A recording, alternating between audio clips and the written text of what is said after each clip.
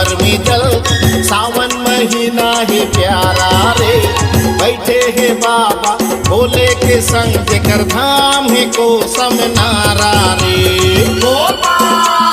चली रे चल के कांवर में जल, सावन महीना है प्यारा रे।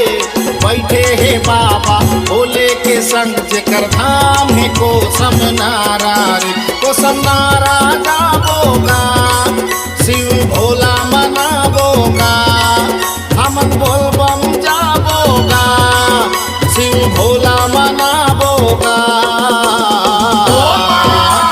चली रे चल के कांवर में जल, सावन महीना है प्यारा रे। बैठे है बाबा भोले के संग, धाम है कोसम नारा रे।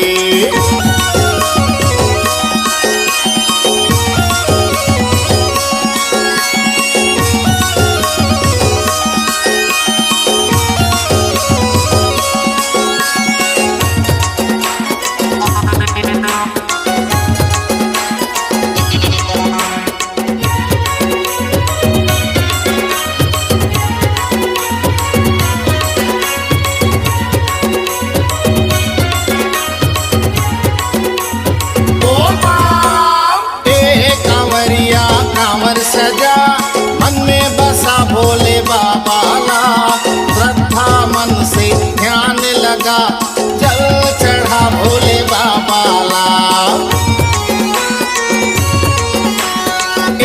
कांवरिया कांवर सजा मन में बसा भोले बाबा ला, श्रद्धा मन से ध्यान लगा, जल चढ़ा भोले बाबा ला। चढ़ा के भंग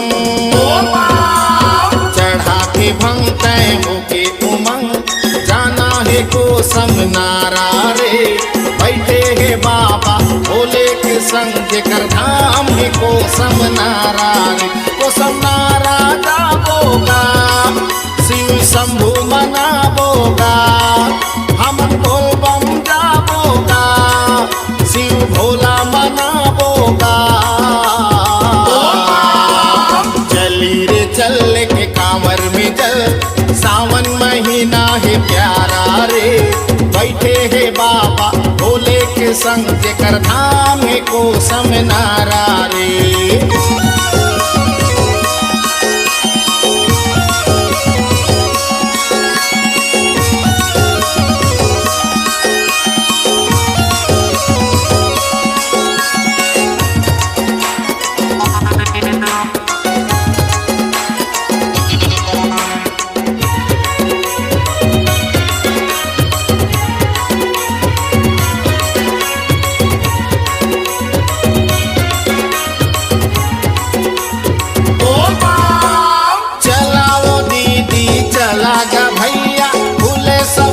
दरबार है शिव शंभू के नारा गूंजत है, लगे है भीड़ के कतार रे। चला वो दीदी चला गा भैया, भूले सबर दरबार है शिव शंभू के नारा गूंजत है, लगे है भीड़ के कतार रे। चढ़ा चिलम आजा मोर संग, शिव शंकर है प्यारा रे। बैठे है बाबा भोले के संग, जेकर धाम है कोसम नारा रे। कोसम नारा गावोगा, शिव शंभु मनावोगा, हमन बोल बम जावोगा, औ जल्ला चढ़ावोगा। चली रे चल के कांवर में जल, सावन महीना है प्यारा रे। बैठे है बाबा भोले के संग, जेकर धाम है कोसम नारा रे। चली रे चल के कांवर में जल, सावन महीना है प्यारा रे। बैठे है बाबा भोले के संग,